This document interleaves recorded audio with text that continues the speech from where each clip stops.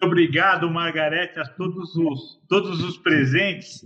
Jorge Augusto, Alberto, Daniela Azevedo, Fabiana Macedo, Márcia Araújo Rigner, Camila Rufino, Estela Cardoso, Lucas, Luiz Teixeira, Alexandre, Ulisses, Victor, Guilherme, João Paulo, Motorola iPhone e Hugo, Reginaldo Hugo, né? Ale, Alejandro, não sei como é que se, Gorish, não sei como se pronuncia corretamente. Muito obrigada pela presença de vocês.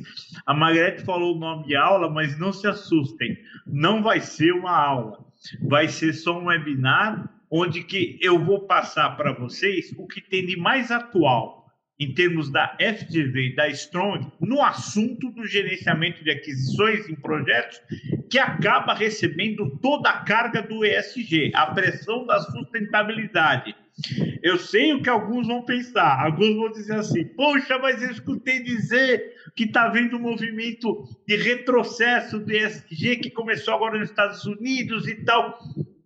Mas vamos lá, o movimento que está havendo é um equilíbrio para que se não exagere as políticas ambientais, sociais e de governança ao ponto de atrapalhar a sobrevivência das organizações. É isso, é uma adequação, quer dizer, para que não se cometam exageros nem de um lado nem do outro. Então, para nós, dentro do nosso mundo de projetos e processos, é fundamental que a gente tenha um equilíbrio das nossas ações, desde um processo de contratação, seleção, de requisição, até a própria leitura do contrato, dissertação do contrato e, finalmente, a execução. Então, todos esses aspectos sempre são vigiados pelos aspectos de sustentabilidade. E vocês sabem que a sustentabilidade hoje não é só uma questão ambiental, é a sustentabilidade corporativa. Portanto, a sobrevivência das organizações, a sustentabilidade com o princípio de sobrevivência.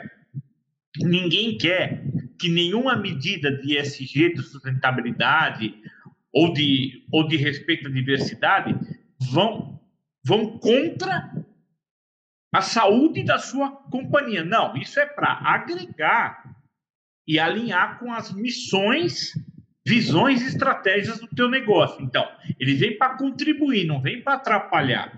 Então, isso é muito bem claro. Bom, com isso, e esse mundo de projetos, programa e portfólio? Como é que a gente chega a essas aquisições? Como é que se compõe isso? Ora, um projeto, você está vendo cenas assustadoras na sua tela, porque um projeto, ele não vem só de coisas boas, ele vem também de coisas ruins. Infelizmente, os projetos de coisas ruins são muito bem gerenciados, muito bem planejados. Para se destruir as Torres Gêmeas, para vocês terem uma ideia, os terroristas se planejaram durante 5 anos.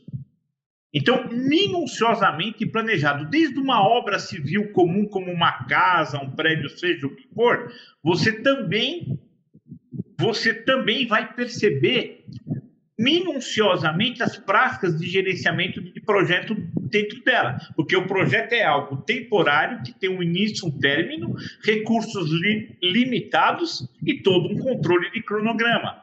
Uma gestação pode ser um projeto. Eu sei que você está pensando, mas na gestação pode ocorrer uma gestação surpresa. Aí não é um projeto, é um processo. Tudo bem, mas em via de regra, os 9 meses de gestação, ele é todo um projeto que vai gerar depois, no final, o bebezinho. Então, tudo isso a gente considera como analogia a projetos. Qualquer tipo de ação global, como implementação de qualquer software, de qualquer sistema, de um programa de inteligência artificial, tudo isso é encarado como um projeto. A chegada do homem na Lua foi um projeto totalmente detalhado. A chegada de Louis Armstrong. Um projeto social, que vocês estão vendo as crianças, de alimentação, etc., é considerado. Então, o conceito de projeto, programa e portfólio é muito simples. Um projeto é um empreendimento único que tem uma data de início e término Por exemplo, um projeto de 1 ano da reforma da nova sede da sua empresa.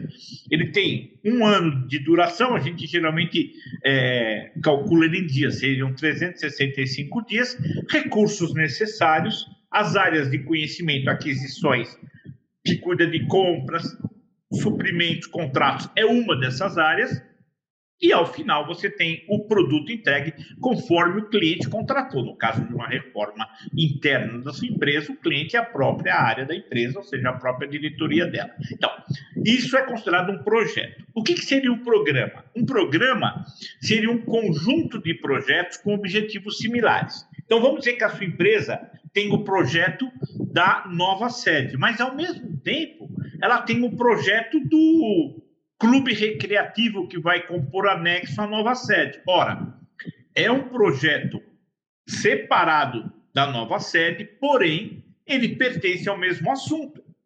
Então, nós chamamos de programa.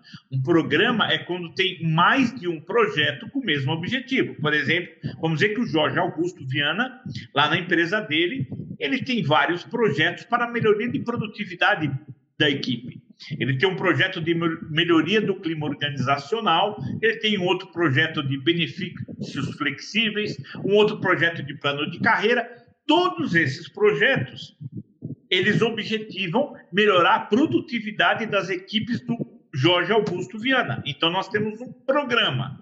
Agora, uma corporação, seja ela uma entidade civil, com ou sem fins lucrativos, um órgão público, um órgão privado, uma pessoa física, um empreendedor, um MEI, seja qual o tamanho dele, ele tem somente programas, ou seja, somente projetos com objetivos similares? Não.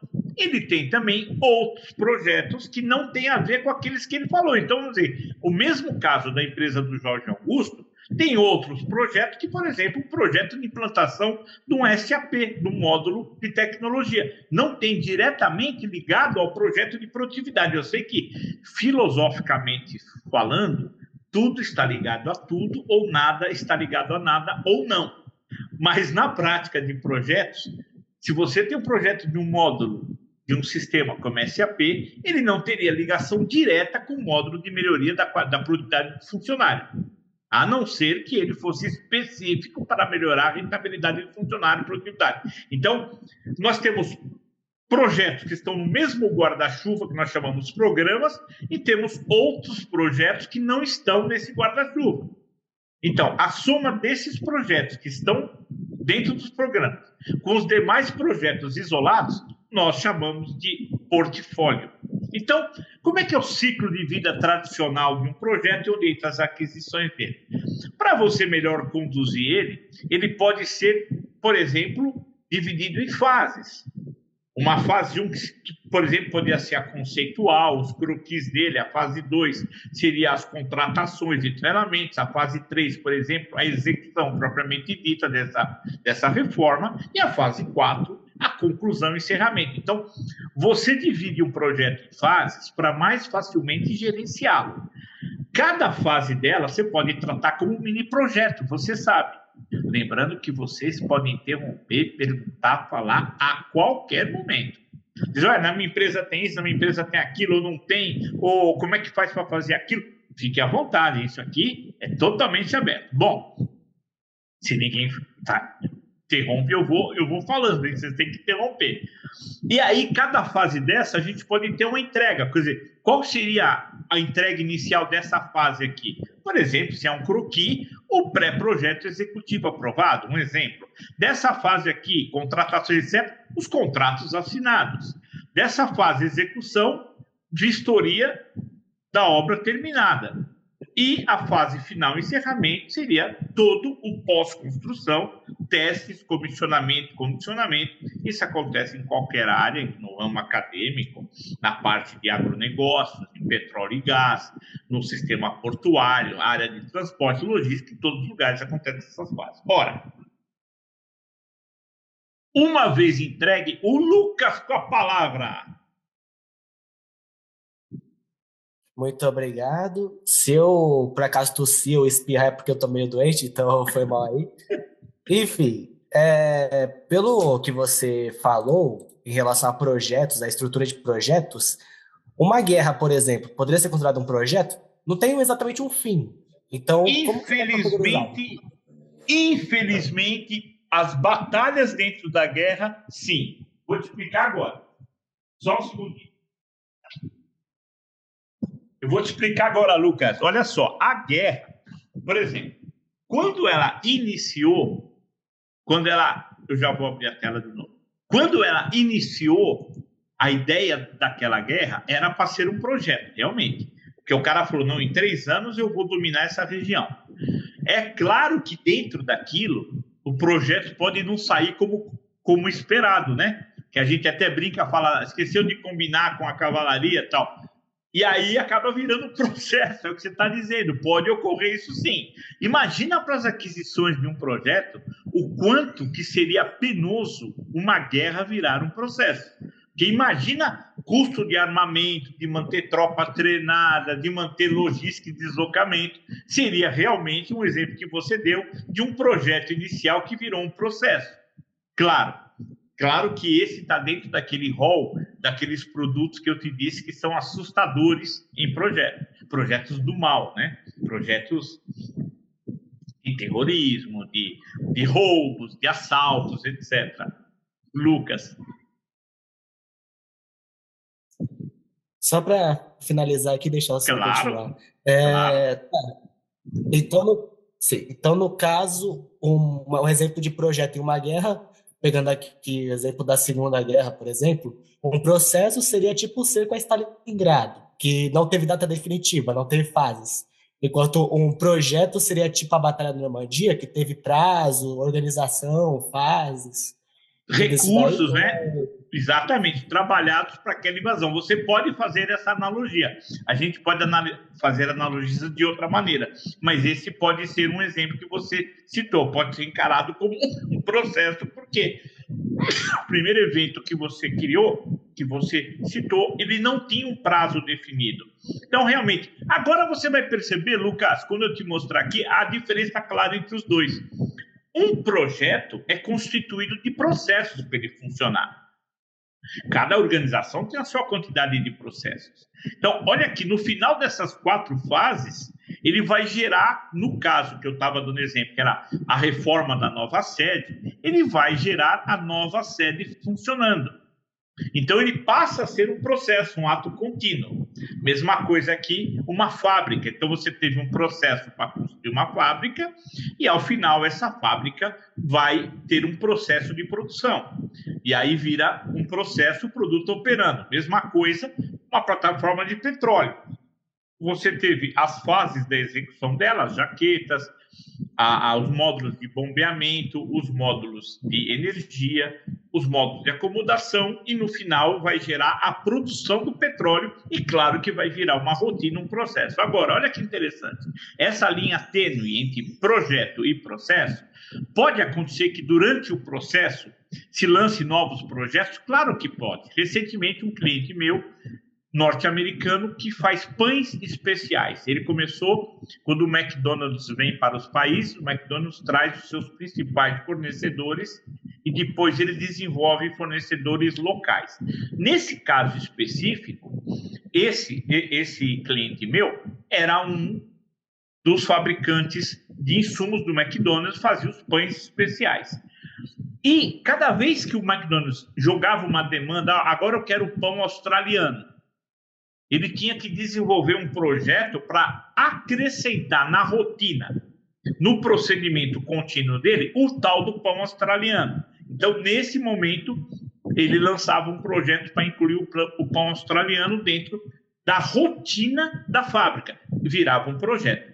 Uma vez o processo da produção do pão australiano pronto, ele acabava sendo incorporado aos demais pães e virava a fabricação do pão, congelamento, virava um processo. Então, dentro das rotinas dos processos, podem nascer novos projetos. Tivemos um caso também, a General Electric, ela é uma empresa tão gigantesca, que até alguns funcionários não sabem tudo que ela faz. De pilha a avião, de usina hidrelétrica a navio, de lâmpada a software. Ela faz software. E ela tem um software que chama Prophecy. É um software que regula a automação de processos. E um grande fabricante de bebidas brasileiro tinha um problema dentro da sua rotina de processo, que era a quantidade de quebra de vasilhames, era acima do esperado. Através desse projeto de instalação do software Prophecy, conseguiu-se verificar que o grande problema que ele tinha era justamente uma falha no sistema de operação que fazia com que quebrava-se garrafas mais do que o necessário. Então, foi feito um projeto para corrigir o processo. Uma vez terminado o projeto, voltou ao ser processo. É o que nós chamamos de operação ou de ato contínuo. Muito bem.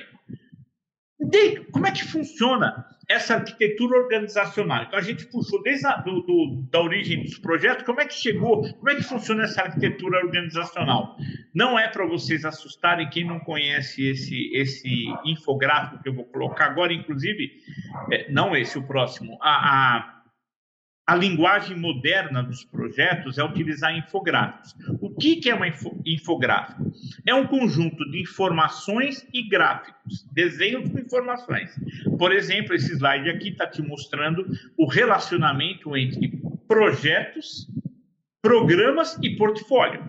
Então, ele mostra que um monte de projetos dentro do mesmo programa, um monte de projetos de objetivo similar forma um programa. Ele mostra que fora desse objetivo similar, você tem outros tipos de projetos que não tem a ver com esse, como eu dei exemplo, projetos de clima organizacional, de produtividade, e o outro era um projeto de reforma.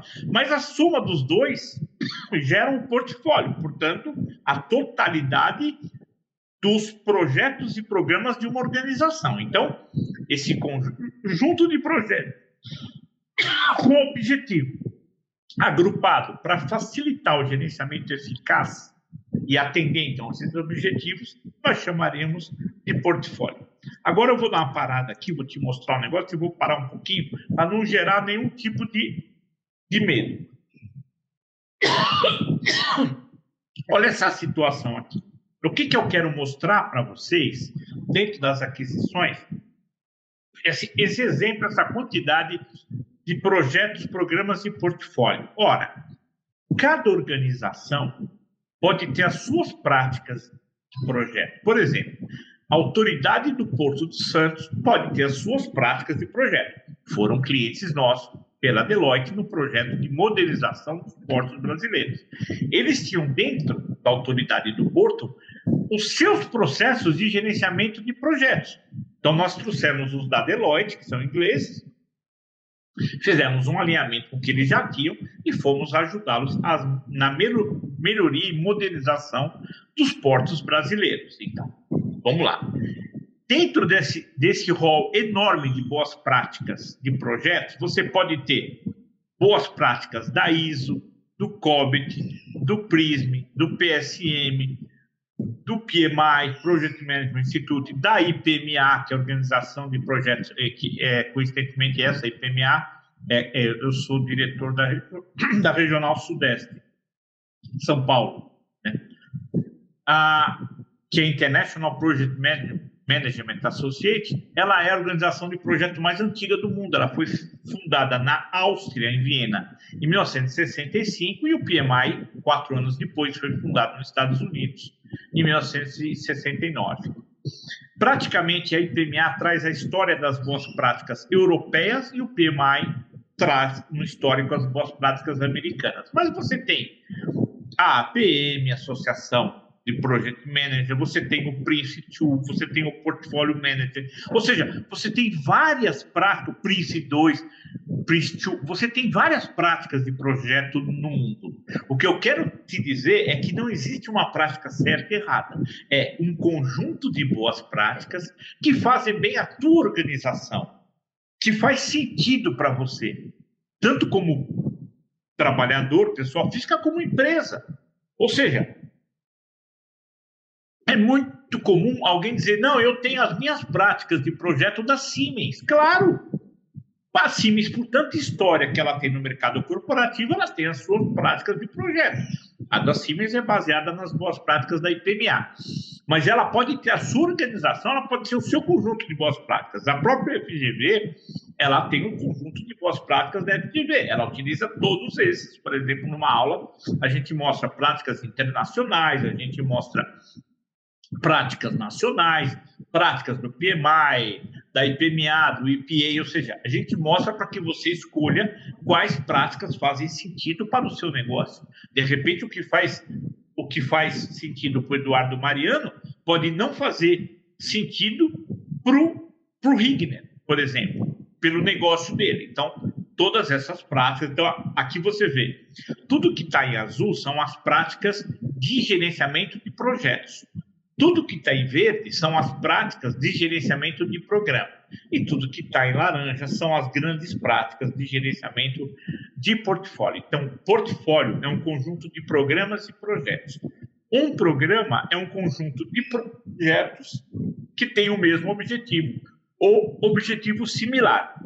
Por exemplo, então, se você tem lá a bacia de Mexilhão, um exemplo, lá de uma área de petróleo.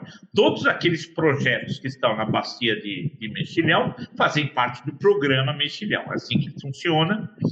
Então, isso aqui é só para mostrar a abrangência, a grandiosidade. E é claro que nessas práticas de projeto, trazendo para as aquisições, a prática mais utilizadas hoje são projetos ágeis. E aí eu chamo a atenção, projeto ágil não é uma coisa apressada. Projeto ágil é no sentido de simplificar os processos. Então, fazer processos mais rápidos no sentido de simplificação e não de correria. Então, isso é o princípio dos projetos ágeis. Hoje, dentro dos projetos ágeis, as práticas mais utilizadas no mundo, falando em aquisições com princípio de sustentabilidade, geralmente se usa o Scrum, que é uma prática. 58% das organizações utilizam os métodos ágeis do Scrum, principalmente projetos de tecnologia da informação e comunicação. Vocês sabem que a TI hoje ela é chamada de TIC, porque a letra C foi para dentro, então ficou tecnologia da informação e comunicação, porque comunicação é básico hoje, 96% do tempo dos projetos nós passamos se comunicando. Por isso que a comunicação agora está dentro da tecnologia da informação. O Scrum em primeiro, o Scrum XP em segundo, depois vem o Custom Hybrid, vem o Scrumban, o Kanban e outras práticas que compõem a totalidade dos métodos ágeis utilizados ultimamente. Ora, se você olhar dentro das boas práticas de projeto, vamos citar um dos maiores institutos do mundo, que é o PMI, Project Management Institute, que ele acaba gerando uma certificação que eles chamam gerente PMP, que seria Project Management Professional, e dentro dessa boa prática dele, eles geram um guia de boas práticas conhecido como PMBOK, Project Management Book of Knowledge, ou seja, guia de boas práticas de gerenciamento de projetos. Então, eu trouxe vocês desde o nascimento da gestão, da histórico de portfólio, programas e projetos, agora para dentro do tema aquisições, e aí você vê que eles tratam a aquisição como uma das áreas de conhecimento dentro de várias áreas. Então, aquisição, qualidade, comunicações, stakeholders, recursos, escopo, custo, cronograma, riscos, todos integrados com integração. Obviamente, vamos dizer, o caso da empresa do Márcio Araújo Fernandes, pode ser que no caso dele, ele tenha não 10 áreas do conhecimento, tenha 13. Ele tem uma área de conhecimento que é chamado ESG, que para ele, para a missão do negócio dele, é fundamental. Pode ser, vamos citar outro exemplo, pode ser que no caso do Ulisses, ele tenha uma 12ª área chamada captação de recursos, porque ele trabalha com projetos financeiros. Pode ser que o Ednei Dantas tenha dentro das áreas de conhecimento uma 11ª área chamada agilidade, por exemplo, em agilizar os processos. Como eles são um conjunto de boas práticas, nós não engessamos as suas práticas de projeto. Então, você vai trabalhar com aquelas que fizerem sentido para o seu negócio. Claro, se você olhar o PDCA, o princípio do gerenciamento de processos do mundo, Planning, do it, control, action, ou seja, planejar, executar, controlar, encerrar, e aí gerar um aprendizado que chama learning, e aí melhorar para o próximo projeto, e a gente vai gerando o que chamamos de melhoria contínua, que vem dos princípios orientais, ou seja, Kaizen, por exemplo, quer dizer, a agulha da bússola é um exemplo de melhoria contínua. E para que isso ocorra, para que esse PDCA rode dentro do projeto, é claro que a gente trabalha com grupos de processos, processos de iniciação, processos de planejamento, de execução, monitoramento e controle e encerramento. O único grupo de processo que acontece dentro de um projeto como um todo é o grupo monitoramento e controle. Falou em gestão, tudo que se planeja tem que controlar, tudo que se controla tem que ser planejado. Portanto, o monitoramento e controle em qualquer atividade de projetos ou processos corporativos tem que haver uma continuidade durante todo o ciclo de vida. Então, assim que funciona: introdução ao ambiente dos projetos, o papel do gerente de projeto, as áreas do conhecimento que você for utilizar, recomenda-se essas daqui como mínimas, e claro que acaba gerando esse standard, os 5 grupos de processos de gerenciamento de projetos. Isso aí, segundo as boas práticas do PMI,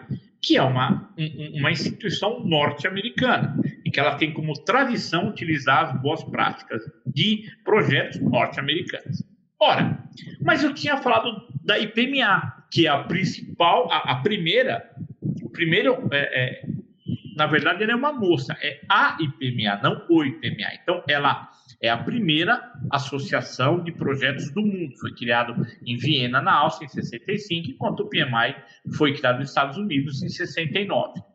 O que a IPMA se baseia? Ela utiliza também essas áreas de conhecimento, esses grupos de processo, mas ela divide em elementos de competência, que ela diz que cada empresa tem os seus elementos de competência, em 3 grandes grupos chamados de pessoas, práticas e perspectiva. Então, por exemplo, ela desenvolveu o olho da competência e o mapa das competências, e o guia de boas práticas dele chama ICB, IPMA. Prática indispensável, né, para a estruturação. Então, trabalha muito com a competência individual dos gestores e dos membros do projeto, oferecendo a gama completa de produto, 29 elementos básicos de competência, divididos entre pessoas, people, practice e perspective, que seriam pessoas, prática e perspectivas, exigidos a um gerente de programas, portfólio e projetos. Então, dentro desse conjunto de boas práticas, nós entramos no planejamento de aquisições, que é uma dessas áreas. Então, normalmente, quando a gente trabalha com planejamento de aquisições, os grandes grupos, primeiro a gente faz uma análise make or buy, que seria o quê? Vamos fazer com recursos próprios ou com recursos externos. Muitas vezes as pessoas se enganam, acham que fazer com recursos próprios ela não tem custo. Claro que ela tem um custo da hora, da utilização do espaço, da sala de reunião, da utilização em homens-hora de cada funcionário envolvido. Então, essa análise make or buy nada mais é do que você decidir: olha, a parte de projetos de desenho, design, projeto hidráulico, executivo, elétrico, eu vou fazer com recurso próprio. Mas a parte de execução, eu vou contratar uma empreiteira. Então, make or buy, quer dizer, eu vou utilizar recurso próprio ou recurso de terceiro, em vários grupos de contratações. A gente divide dentro de um projeto quais são os grupos de contratações. Aqui é o grupo de materiais de acabamento, aqui vai ter o grupo de treinamento, aqui vai ter o grupo de refeições de infraestrutura, aqui vai ter o grupo de limpeza e facilities. Em cada grupo desse a gente faz uma análise make or buy.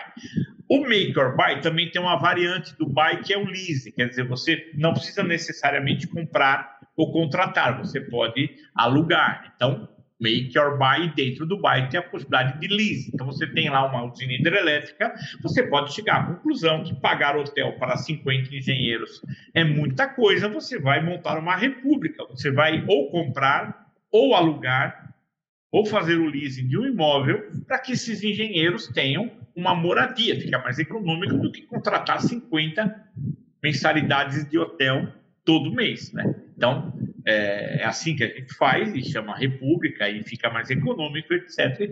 E aí você põe lá o mínimo do que os engenheiros e engenheiras precisam, que é ter um quarto privativo, ter um banheiro privativo dentro dessa casa, ter um serviço de limpeza, infraestrutura básica, uma geladeira, um fogão, uma pessoa de limpeza que vai eventualmente fazer a limpeza, garagem para os veículos, e você monta a infraestrutura necessária.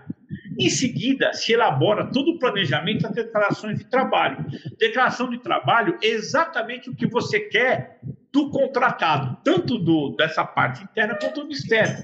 Então, por exemplo, o exemplo de declaração de trabalho, eu já dei exemplo do Ednei, do Santos, eu vou dar um exemplo agora do Luiz Santos. O Luiz Santos resolve surpreender a esposa dele e mandar flores para ela. Então ele entra no site da Juliana Flores e ele explica lá para a Juliana Flores, olha, eu quero 12 botões de rosa brancos, eles não podem ter espinhos, eu quero que as rosas estejam fechadas, não estejam abertas, eu quero que seja envolto num papel celofane, com um laço cor-de-rosa, com um cartãozinho dizendo eu te amo, meu amor, e com o endereço tal, tal, tal. Ele dá exatamente a descrição do que ele quer, chamado como Statement of Work, ou declaração de trabalho. Ele diz exatamente o que ele precisa. Então, isso é uma declaração de trabalho. Você diz exatamente, gera um memorial descritivo, etc., exatamente o que a outra parte quer. E, claro, dentro das melhores práticas sustentáveis, respeitando o ESG, Environment, que é o ambiental, Social, que é o social, and Governance, que é a parte de governança. Após ele fazer isso, no processo ele vai preparar uma RFP, RFQ, RFI. Cuidado que cada empresa, por exemplo, a empresa do Denis Magro pode chamar de outro nome, não tem problema. Ela pode chamar de lista de proposta, lista de cota, lista de interesse. Eu estou só trazendo os nomes mais utilizados. O RFP seria Request for Proposal, ou seja, a solicitação de proposta. Então, a Emily Santos faz uma solicitação para a empresa, deixa eu dar um exemplo prático, Marimex Logística, por exemplo,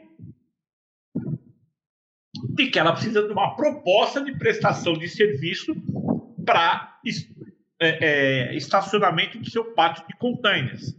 Então, ela diz o que ela precisa, então, essa empresa Marimex diz se ela pode fornecer, não pode, manda uma proposta técnica. Olha, se é algo bastante elaborado, como um sistema, como um projeto logístico, se faz uma EFP. Agora, se é só uma cotação, como um item unitário, por exemplo, a Ingrid Rodrigues, ela quer apenas cotar, ela quer apenas comprar metro cúbico de concreto ou litro de gasolina. Não precisa de uma proposta técnica. Então, nós chamamos de RFQ, Request for Quotation, cotação. Então, a Jéssica fala, quanto que está o litro da gasolina azul com octanagem tal, tal, tal. Aí o fornecedor manda para ela o preço da cotação, não é? A Jéssica Lopes. O Vilarvas, por exemplo, ele manda para um outro pessoal assim, eu quero saber quanto está o metro cúbico do concreto traço 2, assim, assim, assim, com a especificação. E o cara diz, olha, o preço do metro cúbico é R$ 1.200. O outro fala, o meu é 1.190. O outro fala, o meu é 1.440. Então, quando é cotação de item unitário, litro de gasolina, metro cúbico, peso de aço, nós fazemos uma cotação. O RFI tem dois sentidos. É o Request for Information. Ele pode ser utilizado tanto para você solicitar informações do prestador de serviço, falar, olha, preencha esse cadastro aqui, que é para a minha área de compras, que é aquisições, você sabe que tem sinônimos, compras, suprimentos, tem vários sinônimos, né? Olha, eu não estou conseguindo olhar ao mesmo tempo o chat, então se tiver alguma pergunta no chat que eu não tenha lido, vocês podem abrir o microfone e jogar para mim aqui. Ou qualquer coisa que tiver no chat lá que vocês precisarem. Então, RFI pode ser Information ou Interesting, que é interesse. Pode ser I de informação ou I de interesse. Quer dizer, informação é você manda um cadastro que a sua área de compras precisa para que o fornecedor, se ele já não é cadastrado na sua empresa, pode ser cadastrado nível A, que você exige, nível B, C, D, assim vai. Se ele não é cadastrado, você manda para ele se cadastrar. Se ele já é cadastrado, você manda o RFI de interesse. Quer dizer, você tem interesse de me fornecer? Eu preciso de um trabalho de solda numa embarcação assim, são rebocadores, serviço de solda, mão de obra, tem que ter inspetor de solda nível tal, e a outra parte disso, ela tem ou não interesse de fornecer. Nós perguntamos ao mercado se ele tem ou não interesse de fornecer. Agora, dentro do seu negócio hoje, essas aquisições dentro do seu negócio, não acontece só dentro da sua empresa. O que acontece é que hoje nós estamos expostos a todo um conjunto de stakeholders. Quem são os stakeholders? Partes altamente envolvidas nos seus projetos e processos. Então, alguns exemplos de stakeholders. Fornecedores, podem ser internos ou externos. Quando ele é interno, muitas vezes a gente chama de shareholder também, que é o mesmo princípio que a governança usa para falar dos acionistas. Para nós, o projeto, shareholder seria todo aquele fornecedor, todo aquele stakeholder interno. Por exemplo, equipe do projeto, funcionários, diretoria da companhia, departamento de compras, nós chamamos de shareholder, porque são stakeholders internos. Agora, fornecedores, governos, municipal, estadual, comunidade local, toda a parte de proprietários, órgãos de defesa do consumidor, clientes, concorrentes, mídias, empregados, ou eu sei que tem empresa que chama de facilitadores, outras colaboradores, né? Órgãos ambientais, grupos específicos ou qualquer outro, nós chamamos de stakeholders, que se relacionam com o seu projeto. Então, a sua empresa troca informações com esses stakeholders. Então, por exemplo, o que eu preciso informar para a comunidade local? Eu vou fazer um projeto de energia eólica. Eu preciso informar para a comunidade local aonde que eu vou instalar as torres, o que vai afetar o dia a dia delas. Eu preciso informar o que tipo de fornecedores nós vamos precisar para que os moradores possam vir a ser nossos fornecedores. Eu preciso informar os horários que vai funcionar as nossas obras, por onde que vão passar os equipamentos. Então, todo esse relacionamento com a comunidade local, nós temos que preparar essas informações. Por isso que é importantíssimo a gente ter todo um rol de stakeholders que se relacionam aos nossos projetos. Ora, é claro que as questões relacionadas ao ESG crescem demais, não é? O que eu te digo que diminui são os excessos, onde se comete excessos. Mas para o equilíbrio ambiental e social fazer sentido, e se estiver ligado à missão da sua organização, porque pode ser que esteja ligado à missão da sua organização, seus acionistas não querem, então você não vai ficar contrário à missão da organização. Você troca de organização ou você sugere mudanças dentro da missão dela. Mas, normalmente, esses princípios ESG acabam sinalizando evolução no mundo dos negócios, vocês sabem disso. Então, conduta ética, por exemplo, e cultura, a escassez dos recursos naturais, ela nasceu com esses 12 questões principais.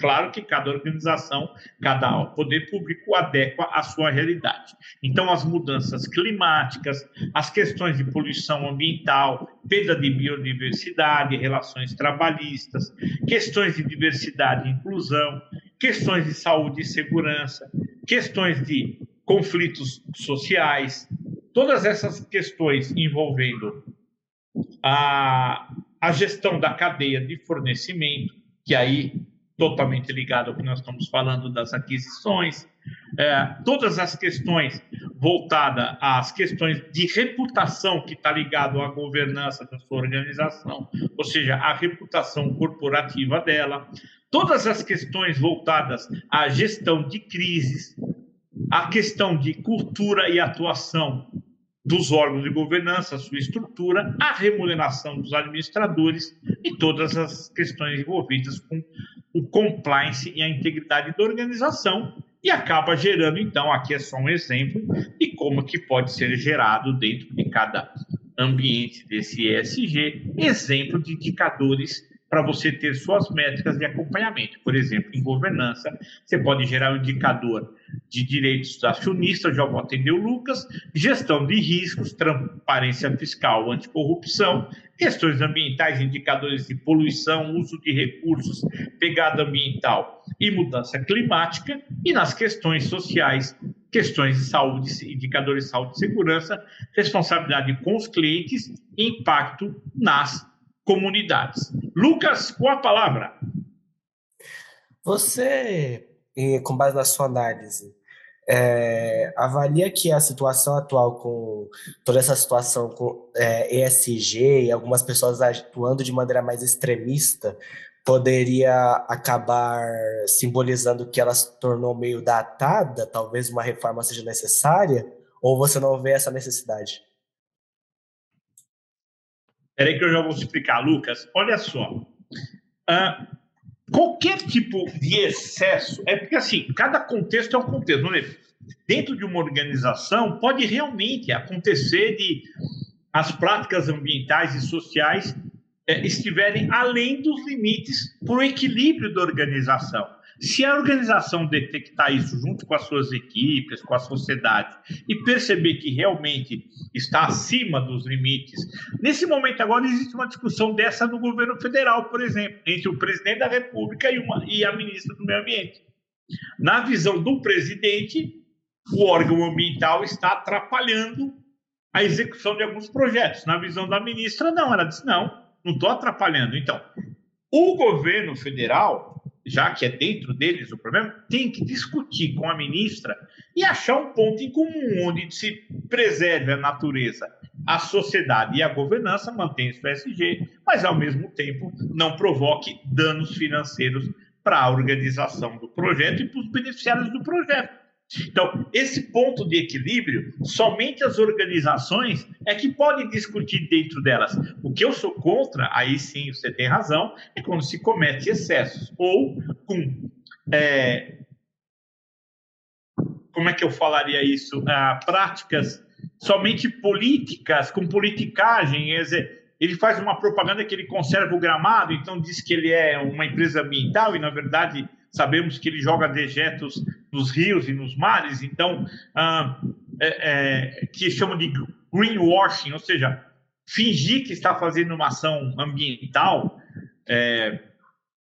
ou social washing, né? Fingindo que está fazendo uma ação social, isso aí realmente é politicagem, isso aí deve ser combatido. Mas cada organização tem que buscar o seu equilíbrio, né? Eu na verdade, nas empresas em que eu atuo, eu não percebo o exagero dessas práticas, eu percebo até que elas estão aquém do que deveria, elas precisariam ser um pouco mais cuidadas dentro dessas organizações. Mas tem gente que dentro da organização dele ou dentro do país dele pode pensar diferente da gente, né? Então, alguns exemplos dessas práticas aplicadas e mostrando o fluxo das atividades dentro das aquisições. Então, só te mostrando, você tem a gestão das contratações e a gestão das operações, por exemplo, nas aquisições. Então, na gestão das contratações, eu tenho o planejamento dessas contratações, a estratégia de sourcing, ou seja, de todo o cadastro de fornecimento, a necessidade de contratação, que eu falei, Statement of Work, declaração de trabalho do que vai ser comprado e contratado, as questões de homologação e cotação, de negociação e seleção e formalização da contratação. É óbvio que tudo isso está integrado pela integração do projeto. Estão envolvidos várias áreas da organização, como, por exemplo, áreas de negócio, técnicas e unidades, engenharia, escopo, suprimentos, jurídico, negociação, porque você vai envolver os contratos. E muitas vezes uma empresa como, vamos dar um exemplo, vamos dizer que a Joyce Sena trabalha numa empresa que é de grande porte, brasileira ou multinacional, e que uma ordem de compra dela, conhecida como purchase order, tem uma força muito grande no mercado, às vezes chega até substituir o contrato em si, porque às vezes o contrato demora tanto para ser assinado, que a gente trabalha com uma ordem de compra de uma organização séria, uma ordem de compra. Eu vou te dar um exemplo, nós construímos um laboratório, gerenciamos o projeto e construímos um laboratório de uma multinacional norte-americana e o contrato não chegou até hoje. Nós construímos, a empresa diz, olha, o contrato nosso vai para o jurídico, vai descer para onde? Vai demorar uns 3 anos, eu preciso do laboratório em 1 ano.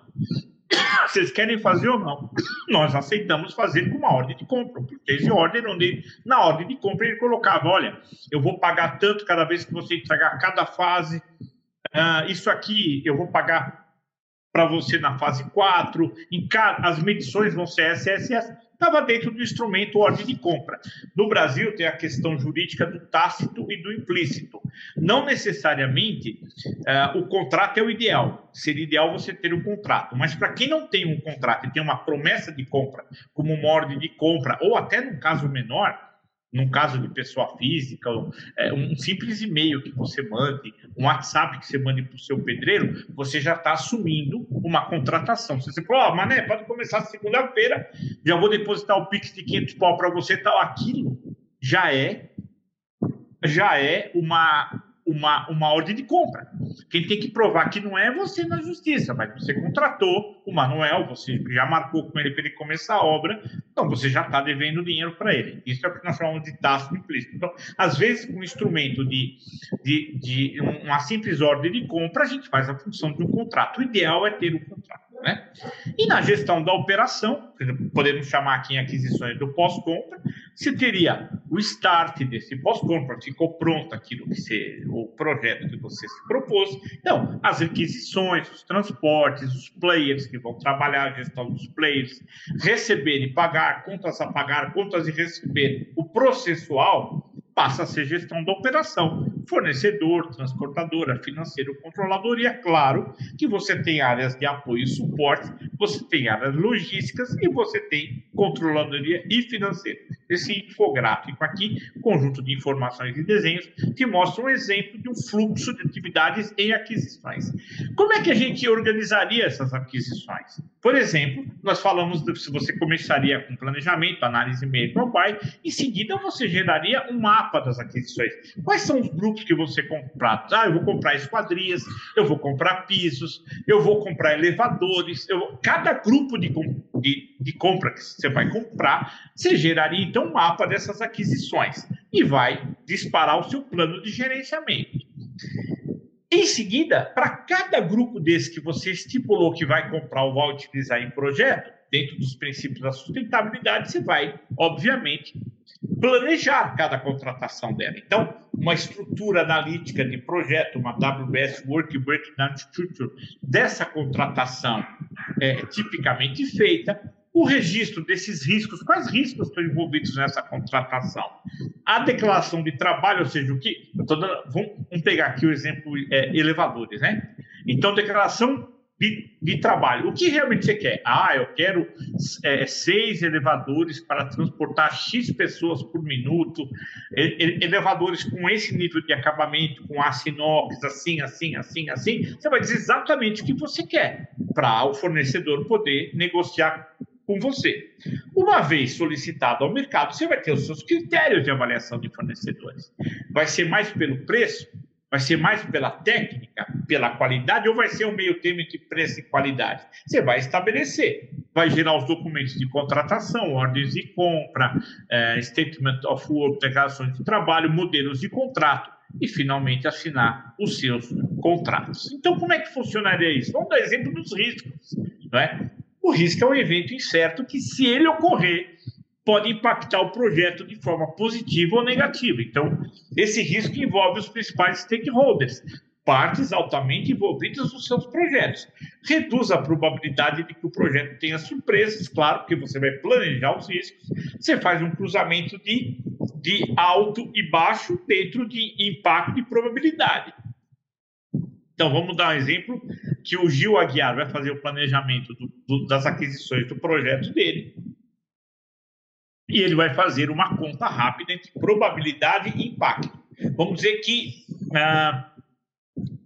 Luiz e o Fábio Belém, por exemplo, calcule que uma probabilidade numa escala Likert de 1 a 10, sendo 1 a mínima e 10 a máxima, e o impacto, caso aquilo ocorra, aquele risco, também de 1 a 10, Por que não de 0 a 10? Porque um vai ser multiplicado pelo outro. Se você faz de 0 a 10, o 0 multiplicado por alguma coisa vai dar 0. Então a gente faz de 1 a 10. Então vamos dar um exemplo claro aqui no caso da Luísa. Então a Luísa fala, olha, a probabilidade desse fornecedor abandonar a minha obra é probabilidade 2. Opa, uma escala de 1 a 10, sendo 10 a máxima, 1 a mínima, é 2. Então ela é pequena, né? Não é. O ideal seria 1, mas ela é 2. Mas qual o impacto se esse fornecedor abandonar a obra da Luísa? Ora, a pergunta é: a Luísa tem outros fornecedores para substituir? Não. Impacto 10, impacto máximo. Então, qual seria o grau de risco? 2 vezes 10, um grau 20. Qual seria o pior risco? Seria a pior probabilidade com pior impacto. 10 vezes 10, 100. E se você usou a escala líquida de 1 a 10, não de 1 a 5, não de ABC, se você usou de 1 a 10, qual seria o risco mínimo? O risco 1, que é a probabilidade 1, o impacto 1. Então você calcularia os riscos e, claro, que você ia tomar ações mitigadoras, principalmente naqueles riscos 80, 90, 100, os riscos mais importantes, você ia tomar primeiro as ações mitigadoras. Ora, alguns riscos típicos nas aquisições. Para o contratado e para o contratante. No caso do contratante, você teria riscos tais como, eu acabei de falar agora do abandono, né? Então, receber algo diferente do que foi contratado, atraso nas entregas, sobrepreço, overpricing, a qualidade entregue no seu projeto aquém do esperado, falência do contratado, falta de compromisso, mudança no baseline aprovado, reivindicações de controle, são alguns exemplos de riscos envolvidos nas suas aquisições dentro desse mundo sustentável. Para o contratado, para quem está sendo contratado, falta de pagamento do contratante, incorrer em custos não esperados ou não previstos, descontinuidade da necessidade, auditorias não previstas, falência do contratante, mudança de escopo, reivindicações novas que surjam durante o projeto, seriam problemas que poderiam surgir e gerar riscos para os contratados. Dentro dessas análises, nós podemos ter problemas de riscos nas especificações, na escolha das empresas convidadas a participar do processo, no processo de seleção de fornecedor, em cláusulas contratuais diversas que podem proteger os princípios, na administração dessas aquisições, dessas compras suprimentos, ou até no planejamento do projeto. A gente queria uma codificação, isso aqui é a função que nós utilizamos. Claro que você pode usar uma codificação própria da sua empresa para transmitir uma resposta a cada um desses riscos, calculando probabilidade e impacto. Ora, quando a gente contrata um fornecedor para fazer uma coisa, nós não necessariamente se livramos do nosso risco. Lembramos que o fornecedor também responde pelos riscos, que o preço do fornecedor está estipulado pelos custos em que ele tem, mas a margem de reserva de risco.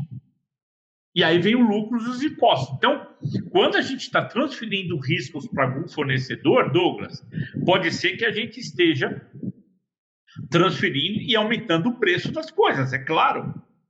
Porque é claro que o fornecedor, quando ele tem um maior risco de uma execução de uma atividade no seu projeto, ele vai colocar isso no preço.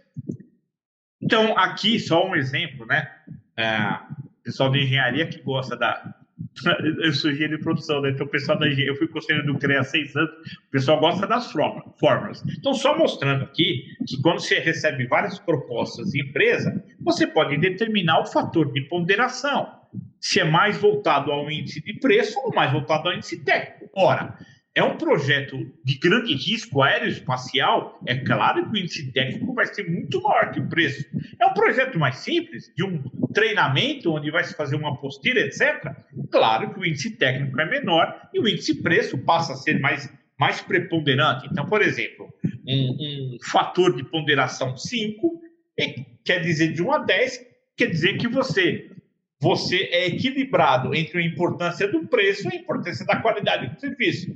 Né? Então, quanto mais próximo do fator de ponderação mínimo, claro que você vai ser mais próximo do índice técnico ou quanto máximo mais próximo do índice de preço. Então, você vai estabelecer aí o IT, o índice técnico que você vai estabelecer, o IP na fórmula é o índice de preço, e claro que o FP é o fator de ponderação que você vai utilizar. Vai gerar a sua avaliação final para você julgar qual fornecedor está mais apto a participar do seu projeto quando você fizer, então, essa concorrência entre os fornecedores. Conforme o interesse que você tem, a prioridade maior à técnica ou prioridade maior ao preço. Então, aí só mostrando, claro, não vou entrar nesse detalhe, mas só mostrando como é que a gente calcula o índice de preço, pega o valor da menor proposta, divide pelo valor da proposta que você está examinando. O índice técnico, a gente pega a nota técnica da proposta que você está examinando, que você estabeleceu a nota técnica para ela, e vai dividir sobre o valor da maior nota técnica que você tem no processo. E a nota técnica você estabelece com critério de pontuação, por exemplo, histórico e certificação, e você vai estabelecer uma nota técnica para o seu projeto. Então, vamos ver o caso do Marcelo Costa. Ele precisa contratar um buffet e, por exemplo, ele, então, estabeleceu que a qualificação do corpo técnico do buffet, para ele, representa um peso de 25%. De 1 a 100, 25. As qualidades, as qualificações desejadas, um peso de 20. A variedade de produtos, alimentos e bebidas e serviços representa 5. A experiência do fornecedor, número de eventos realizados, representa 20%. O tempo de existência dessa empresa, para você, representa um peso 5. E o preço representa 25. Um total de 100. Então, você tem a nota do fornecedor A e a nota do fornecedor B em cada um desses quesitos. Então, o Reginaldo chegou à conclusão de que o fornecedor A deve ser o contratado, pois ele atingiu uma nota média de 8,1 contra a nota 7 do fornecedor B. Então, é bom deixar bem claro para todo mundo que participar do seu projeto quais vão ser os critérios de avaliação desses fornecedores. Então, aqui só mostrando alguns pontos de atenção. Então, aqui são situações reais, graus de criticidade baixa, alta e média. Então, o risco aqui nesse grau baixo era a assunção do compromisso contratual por uma pessoa não autorizada. Uma criticidade alta, nesse caso, era a fragilidade no controle das rotinas de documentos de suprimentos, que foi impossível o conhecimento de pendência dos títulos contratuais. Tem uma criticidade média, dificuldade na análise do documento que sinalizava a fragilidade na elaboração. Aqui são 3 casos reais que eu trouxe para vocês só para exemplificar pontos de atenção no controle de um contrato. Para finalizar agora, na última parte, eu vou trazer alguns casos onde as empresas, o que elas vêm fazendo ao redor do mundo, focando na prática sustentável das aquisições, compromisso com a sustentabilidade. No caso da Microsoft, ela anunciou que tornará o carbono negativo até 2030, implementaram, por exemplo, projetos para reduzir a emissão de carbono e compensar suas pegadas ambientais através de tecnologias de captura de carbono e investimento em energias renováveis. No âmbito social do ESG, ela promove inclusão e diversidade com políticas para garantir igualdade de oportunidades e programas de apoio a comunidades locais. Nós chamamos hoje muito comum da sigla DEI, que é diversidade, equidade e inclusão, que inclusive é um dos temas que eu aplico também os webinars. No final eu vou te mostrar o que eu estou sendo mais demandado e por que eu estou gerando uma próxima ideia de webinar com tema voltado a essas questões comportamentais das organizações. E governança, por exemplo, no caso deles, mantém uma governança transparente com relatórios regulares sobre as iniciativas de sustentabilidade nas aquisições e nos progressos dela. Essas são o case Microsoft. Vamos falar do case Unilever. Aqui é o case brasileiro. Programa de sustentabilidade Unilever Sustainable Living Plan. O que isso afeta as aquisições dele nesse âmbito de sustentabilidade? Redução de desperdício e emissão de gases de estufa através da inovação de embalagem e processo de produção mais sustentável. Então, claro que nos seus projetos, da mesma maneira que a Microsoft vai procurar fornecedores com aquelas características que eu citei, a Unilever vai procurar fornecedores que tenham inovações em embalagens, processos de produção mais sustentáveis. No âmbito social, a Unilever vai procurar fornecedores que tenham melhoria nas condições de trabalho das cadeias de suprimento e investimentos em programas de capacitação para comunidades vulneráveis. Então, vou te dar um exemplo. A Unilever perceber que o fornecedor dela escraviza mão de obra latino-americana no subsolo de um bairro aqui de confecções da cidade de São Paulo, ela não vai contratar esse fornecedor. Ela vai dizer, não, você não faz parte dos meus fornecedores. Você trabalha, há indícios de mão de obra escrava, portanto, você não pode se cadastrar na Unilever. E no quesito governança, políticas de ética empresarial rigorosa, relatórios transparentes, ela vai exigir dos fornecedores sobre os progressos das metas de sustentabilidade de cada um dos seus componentes da cadeia de fornecimento. Então, vamos dar um exemplo agora, o Rafael de Almeida está trabalhando na Tesla. Então, vamos pegar um projeto típico deles, como é que a sustentabilidade entrou nas aquisições, produção dos veículos elétricos. Olha, isso aqui é um webinar, não tem nada a ver com conotação política. Ah, mas a Tesla é do... Nós estamos falando da empresa, tá? Então, redução das emissões de gases, que é uma campeã de inovação, né? Então, redução das emissões de gases de efeito estufa, através da produção dos veículos elétricos, sistemas de energia renovável. Então, ela vai exigir sistemas de energia renovável e redução de efeitos de gases dos seus fornecedores. No âmbito social, incentivo para a criação de empregos sustentáveis, desenvolvimento de tecnologias limpas, ele vai procurar isso na sua cadeia de fornecimento. E no aspecto de governança, transparência nas práticas de produção. Como uma empresa que lida com questões ambientais e sociais, ela vai exigir isso dos seus fabricantes. Vamos dizer que a Selma, na Selma eu falei, né? Então, Alberto estivesse trabalhando na empresa EcoSmart, essa aqui é norte-americana. Então, o que ela faz? A EcoSmart trabalha com produtos com foco em sustentabilidade, equilíbrio de aquecimento de energia, aquecimento de água, etc. Ela fica na Flórida. Dentro dos seus projetos, conforme o que ela trabalha na prática de sustentabilidade nos processos de aquisições dela. Cria produtos eletrônicos que utilizam materiais reciclados. Ela exige dos seus fornecedores, da sua cadeia produtiva, que eles também trabalhem com materiais reciclados e pegada de carbono reduzida. Ela vai ter que mostrar que indicadores e métricas de carbono que ela necessita para o fornecedor poder trabalhar na cadeia de fornecimento dela. Porque uma empresa é tão responsável quanto o fornecedor dentro dos seus projetos. Então, também implementa o programa de reciclagem para produtos antigos, então ela vai dar uma pontuação maior para empresas que tiverem esse programa. Ambiente de trabalho inclusivo, de novo, olha o DEI, diversidade, equidade e inclusão, oferece programas de capacitação e desenvolvimento dos funcionários da comunidade local. Ela vai exigir isso da sua cadeia de fornecimento, dentro das aquisições. E nos âmbitos de governança, ela vai verificar o Conselho Ético se assegura a conformidade com os padrões de sustentabilidade, relatórios anuais sobre o progresso das iniciativas de sustentabilidade de quem está prestando o serviço para ela.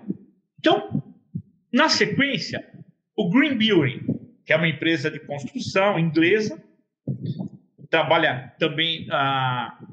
Jorge, eu vou te pedir um favor. Eu posso abrir quando eu acabar essa explanação, só para não parar, para eu não perder a regra agora. Pode ser?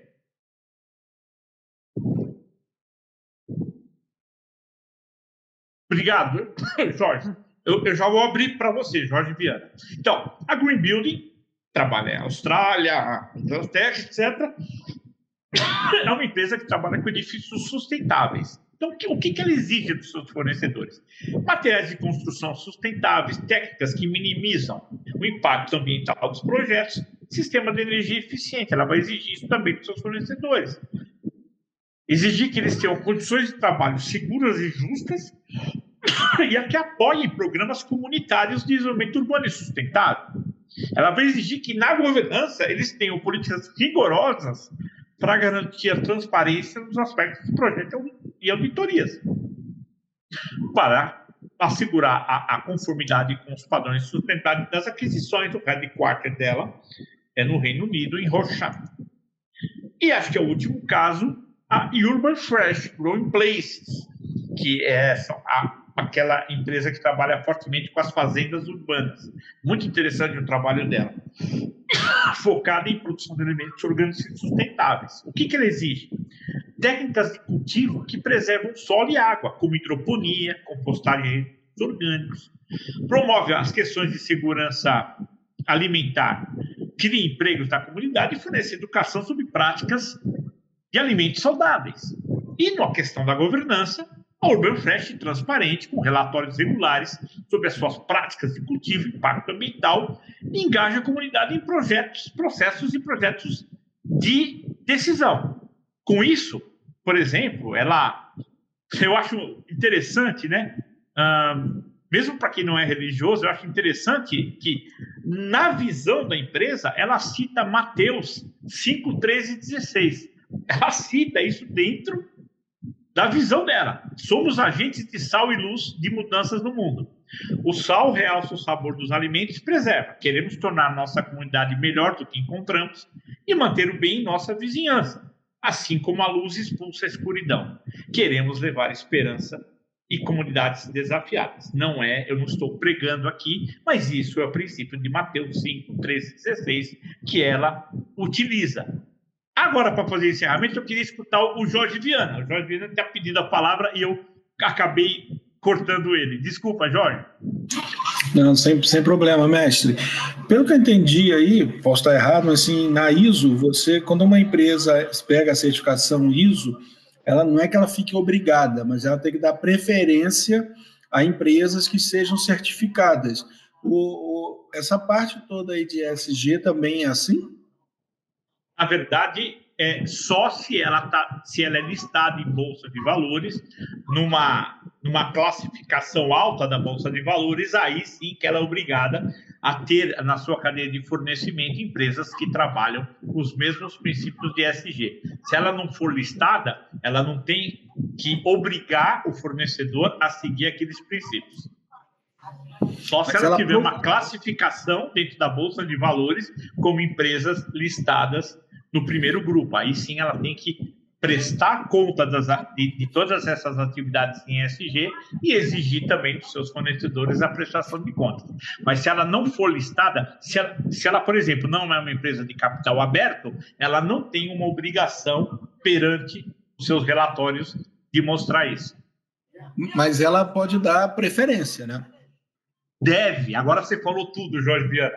Ela deve dar preferência, inclusive ela deve colocar no seu critério de escolha de fornecedores uma pontuação muito maior para essas empresas que têm a prática implantada. Você falou tudo agora. Porque daí ela vai priorizar uma cadeia de fornecimento mais adequada aos seus princípios, à sua missão de ESG. Lucas levantou a mão, não é isso? Sim, eu levantei. Gostaria de comentar. Lucas, vamos lá. Então, voltando um pouco lá para a parte de avaliação de riscos em relação a empresas e contratantes, no caso dos contratantes e dos contratados, no caso da avaliação de risco em relação a funcionários em si, pessoas, por exemplo, vamos colocar aqui um eletricista ou alguém que esteja em alguma função de risco. Como exatamente é avaliado isso? Levando em consideração que tem muitas situações adversas que podem acontecer e não é exatamente algo preciso. Tem algum método ou eles apenas estipulam com base em análise técnica? Olha só, essa questão de voltada à segurança do funcionário, ou seja, a questão de saúde e segurança dele, ela é mais normalmente trabalhada nos projetos pela gestão de pessoas, que a gente chama RH e pessoas, e pela gestão de qualidade. Não é trabalhado dentro de aquisições. O RH e a qualidade presta esse serviço para as aquisições. Então, é claro que dentro da saúde e segurança, SST, saúde e segurança, ou HNS, Health, Safety and Environment, ou seja, saúde, segurança e ambiental do funcionário, a empresa tem que, com certeza, ter toda a cobertura de análise de risco daquela função. Por exemplo, você está dando um caso claro, caso eu falei do inspetor de solda, ele tem um indicador de insalubridade muito maior do que o meu, que sou gestor de projetos.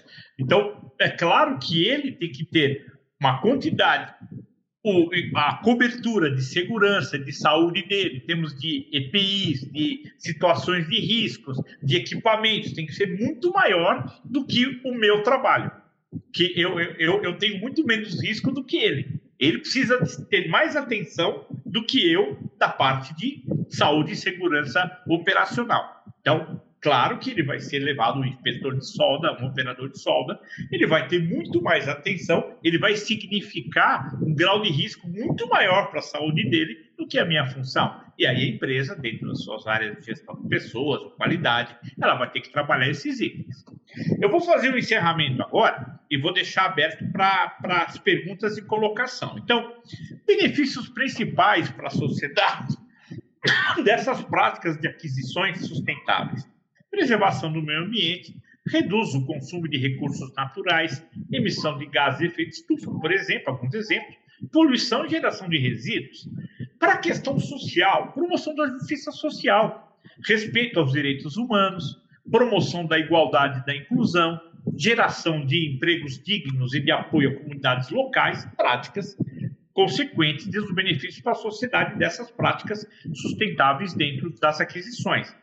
Desenvolvimento econômico sustentável, novas oportunidades de negócio, emprego e renda, em que se preserva o meio ambiente e promove justiça social. E, no final, melhoria da qualidade de vida, buscar garantir um futuro muito mais justo, equilibrado e próspero para todos os stakeholders envolvidos, suas famílias, a comunidade, os órgãos.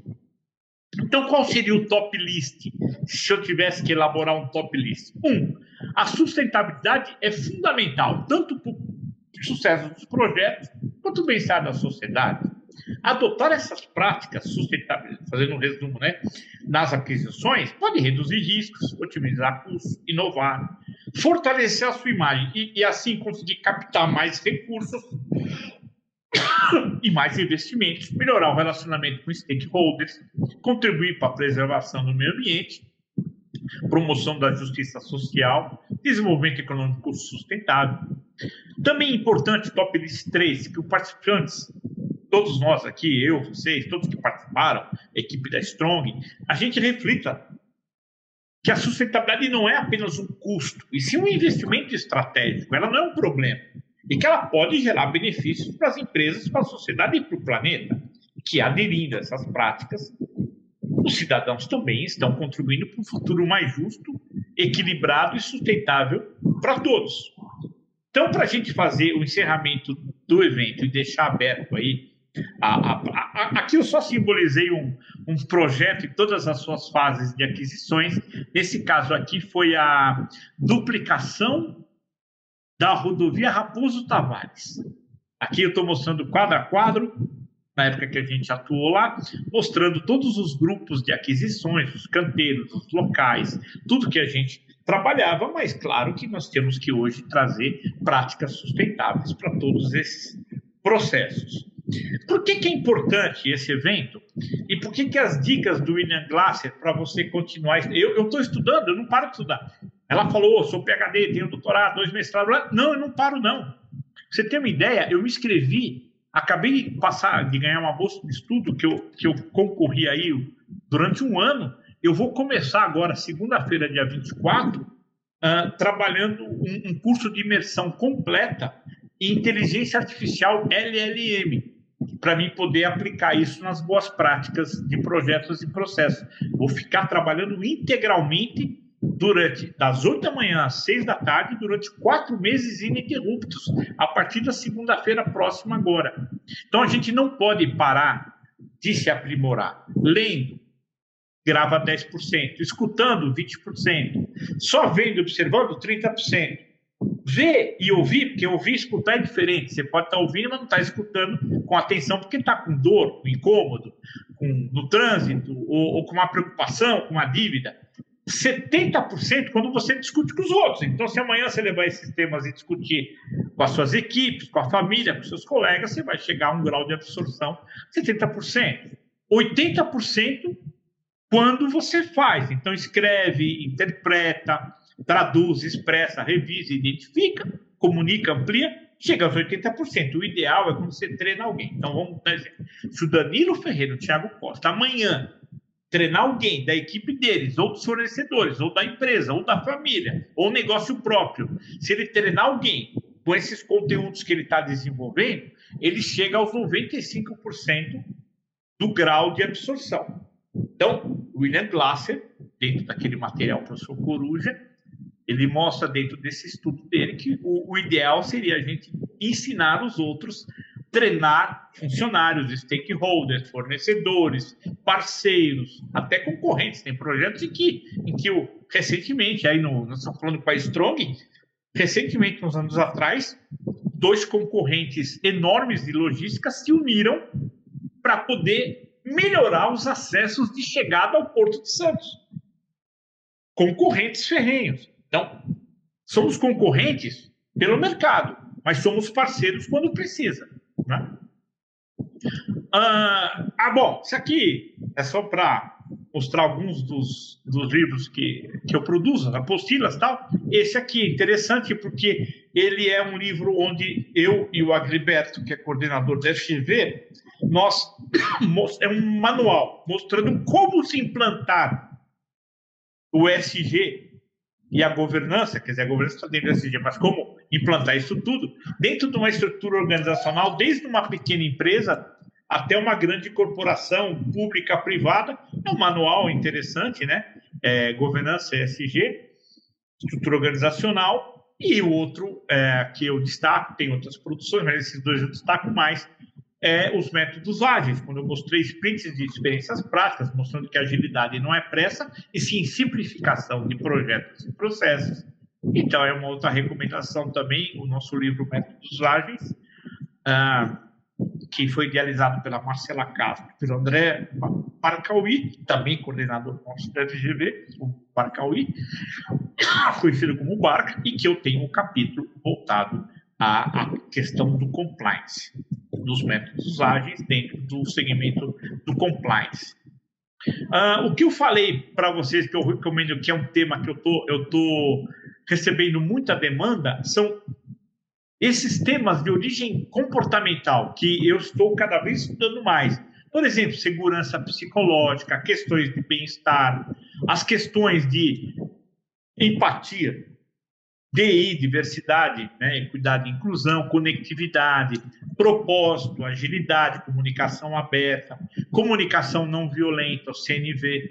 Segundo a minha família, diz que eu preciso melhorar, mas eu leciono também a parte de comunicação não violenta. Eu estou procurando melhorar cada vez mais. Minha filha fala que eu sou muito brava, então eu preciso mudar a maneira de falar muitas vezes. Comprometimento, inovação, humanidade, a questão de engajamento, liderança humanizada, equidade e inclusão, gestão da felicidade nas organizações, transparência e inteligência artificial, são os temas que eu estou mais estudando ultimamente. Espero encontrar vocês em breve, tanto profissionalmente como academicamente. Claro, um forte abraço. Eu vou ficar aqui até as 20h30, não se preocupe. Um forte abraço, uma trajetória divinamente iluminada a todos. Fernando Pessoa dizia que o valor das coisas não está no tempo que elas duram, mas na intensidade com que elas acontecem. Então, existem momentos inesquecíveis, coisas inexplicáveis e pessoas incomparáveis. Por isso, a importância dos propósitos nas organizações. Eu vou deixar aqui tanto o link, o código QR, para vocês entrarem nos cursos da Strong FGV, e também o código QR com todos esses conjuntos de contatos que eu tenho aqui. WhatsApp, LinkedIn, todos os meus dados. Nesse momento agora, alguém tinha levantado a mão, foi tão rápido que eu não vi. Quem foi? Foi o Jorge Augusto. Jorge Augusto, por favor. Jorge, por favor. Uma última pergunta, mestre. Excelente esse material, tá? Excelente aula. Parabéns. Esse material vai ser disponibilizado? Eu vou perguntar para a Margarete. Margarete, essa minha apresentação, sim, ela é gravada e depois ela é postada? Isso, é o que eu ia te falar. Está fazendo a gravação, né, que vai ficar no nosso canal do YouTube. Os seus arquivos, se você quiser me mandar para mim, eu disponibilizo para eles.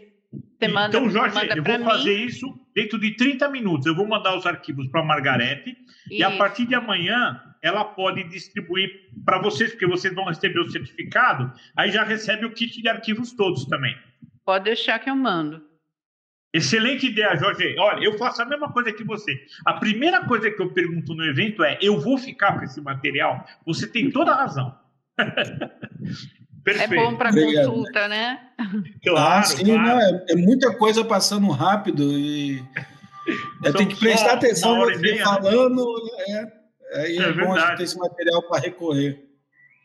Então, eu queria agradecer a todos que estão dizendo aqui, olha, boa noite, Douglas Leonel, todo mundo que falou aqui, o Alejandro Gorichi, o Hugo, a própria Margarete da Strong, a Joyce, a equipe da Strong, o Enzo, meu querido, é isso, né? Eu falei errado. Isso. Não, falou certo. Isso mesmo. Nós somos uma equipe aqui, a Joyce, o Lucas, a Luíse, o Thiago Costa, a Emily, o João Paulo Moraes, a Joyce, o Jorge Viana, que falou agora do material, vai ser sim ser disponibilizado, tanto a gravação quanto o material também. O Fábio Belém, o excelente Fábio Belém, um professor incrível nosso da FGV. O Alberto, o Eduardo Mariano, o Jorge Viana, falei, Estela Cardoso, o Reginaldo Scaramelo, fantástico. Tutte buona gente, italiano. Eu sou cidadão italiano, com esse nome armênio, mas cidadão italiano. Fabiana Souza, o Douglas Leonel, o Jorge Colotelo, não acredito. O Colotelo é um das cabeças das práticas de projeto de PMA. Que orgulho estar com ele aqui. Então, a todos vocês, eu agradeço a presença de vocês, pontualmente às 20 horas e 30 minutos. Desejo uma boa noite abençoada a todos. Espero ver vocês em breve. Certo, Margarete? Certo, eu que agradeço, né, a sua excelente aula, agradeço a participação de todos, e como eu falei, o material vai ficar gravado, né, e o material que o professor vai disponibilizar eu mando por e-mail para vocês, tá? E não esqueçam, né, da possibilidade, como eu comentei no início, dos cursos de curta duração que a FGV possui. Esse é um dos temas, né, de um curso de curta duração que vocês podem realizar, né? Esses cursos estão disponíveis no nosso site, e se vocês quiserem entrar também em contato conosco, a gente passa aí os links para vocês dos cursos que estão disponíveis, tá? Muito obrigada aí pela participação. Acho que é o Lucas, não sei se... Acho que ele levantou a mão, mas abaixou Fique à vontade, se alguém quiser falar, fique à vontade. Alguém, se quiser fazer alguma pergunta, fiquem à vontade. Eu dei os parabéns mesmo, isso daqui só foi o emote aqui. Obrigado, Lucas. Obrigado, viu? Até mais. Obrigada, pessoal. Uma boa noite. E amanhã tem outra com o professor Luiz Eduardo Machado sobre estratégia, tá bom? Tá certo. Muito obrigado, viu? Obrigada. Uma boa noite a todos. Olha, em 30 minutos eu vou mandar para a Margarete, amanhã ela manda para vocês. Obrigada, professor. Beleza. Obrigado.